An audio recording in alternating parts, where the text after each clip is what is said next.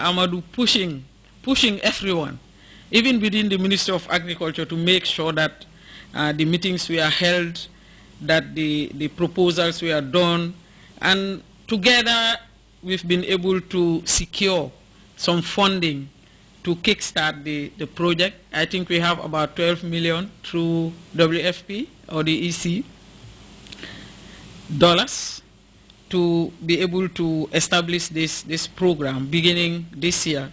And we are looking at having our own homegrown school feeding program by 2020. At least WFP at that time can leave us alone with our own school feeding program, and we will grow our own food. And it speaks very well towards His Excellency's vision of growing what we eat and eating what we grow. And I think the population have heard us when we said that it will be important that we all put our hands on deck so that what our kids eat in the schools is food that we know how it is grown. And thanks to your efforts with WFP, and I think we've gone very far, and the program has already been launched in June whilst we are on tour. Unfortunately, I couldn't attend because we were on the tour, but it was successfully launched, and I want to assure you that we will continue to move with it to make sure that it happens, because we have a big stake in the program. So rest assured, we'll do whatever it takes to make sure that the homegrown school feeding program, succeeds. As I keep saying, encouraging the women and the youths to participate in this important program whenever I have the opportunity to do so. We want to thank you very much for all the support that you have given. If you are posted to a country and you are committed, and you come to a country, I would say, like the Gambia, and I think His Excellency the President is a great source of inspiration. And once you learn about the way he does things, the way he's involved in what we do, you must hit the ground running if you want to be successful. And that is exactly what you've done since you arrived in this country. You have adapted, you've interacted with all of us, and you have helped us develop. Even those that are not very well established in agriculture want to be in it. And I'm sure in Namibia you'll be getting the information as to how far we have gone with the work that you have left behind. And I'm sure your successor too will continue from where you left off. We want to thank you once again and say Sanuda Aiki. We are very grateful for all your support, and thank His Excellency the President for making the environment so conducive for people to be able to work, particularly those that are partners that come into this country to help us. Thank you very much. Thank you, Honorable Fai, and thank you again, Dr. Babaga Anna Ahmadu, for being a catalyst for marrying two sectors that are very dear to our President. That's the agriculture and education. I'm sure once that is successful, his third other priority will be taking care of health. As he always says, if we can take care of the quality of what we put into our stomachs, we'll be spending less on drugs. Thank you again, and now it's my pleasure to invite Her Excellency the Vice President, who also manages very important sectors that are directly linked to the portfolio you are managing in this country. Your Excellency the President, Sheikh Professor Alhaji Dr. Ejeje Jammeh, would I say now Super Minister for Agriculture? I want to also recognize, of course, the Honorable Secretary General, Head of the Civil Service, Minister of Presidential Affairs, and our chairperson for this occasion, Minister of Agriculture, of course my colleague ministers here present,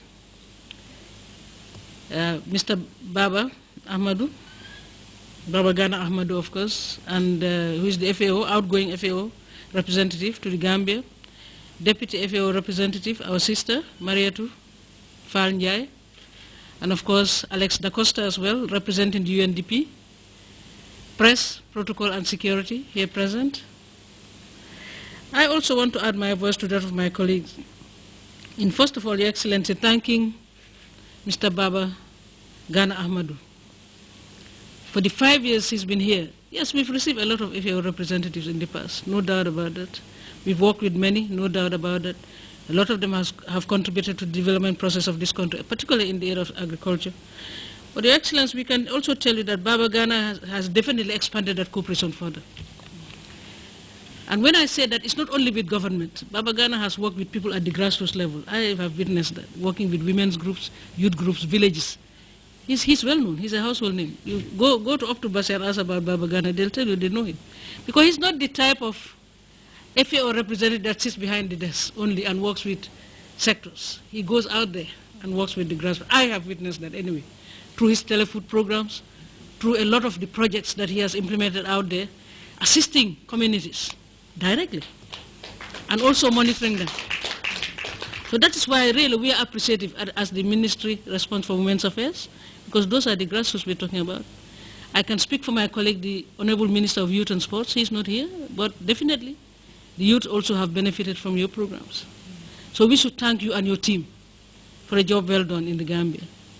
And definitely, like my colleagues have said here, you are picking up from where His Excellency has directed. His Excellency sets the vision, he sets the mission, he gives directives with regards all sectors.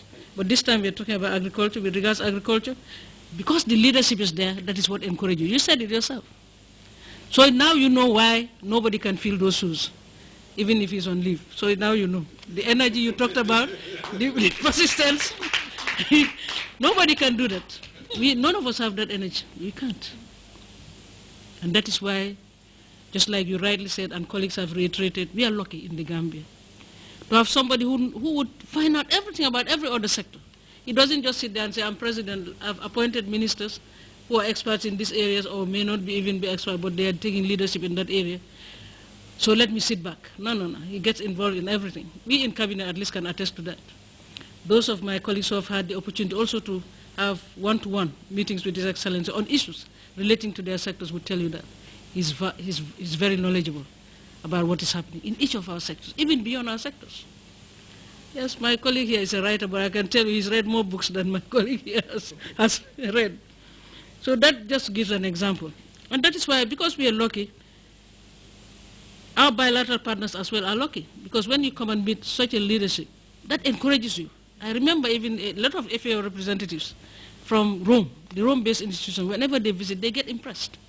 They tell me, even when I go there to meetings when agriculture goes or anybody, any of our sectors, we are told about our president and the leadership that he's taking. I remember Zach Youth, and even before him, and after Zach, all of them commended His Excellency the President for his efforts. And that's why they always want to come to Canada to see the farms out there.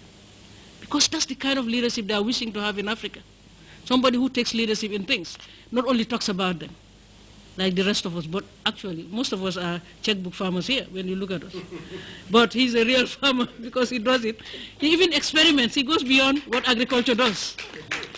And experiments on, takes plants from abroad and brings them. That's why we always say that Canada is a laboratory. And everything is being tested there. It's a pilot for everything, especially in the area of agriculture, animal husbandry, and whatever livestock, wildlife, even for my colleague from environment will attest to that fact. And therefore, we are thanking you for also believing in that leadership and for complementing the efforts of that leadership. We thank you very much. For me, my sector, you've helped me. In Nana, nutrition is under my sector. I remember the nutrition education in lower basic schools. It's thanks to his assistance that we were able to get all those textbooks for teachers and so on, train the teachers, and also implement the curriculum in the schools. It's as a result of your assistance and intervention through NANA. We should thank you for that. Because that's the future. These are the young people. We are expecting young agriculturalists, young middle cadre agricultural officers from that cadre, from that crop of students. Biosecurity, I remember you helped us also in NANA. I remember the food safety, animal and plant health. You assisted us in that area. Codex, the Codex Committee. Printing of the Food Act, for example. And, of course, equipment support that you gave us. Training of law enforcement officers on the Food Act because they need to monitor it. So really, you've helped us where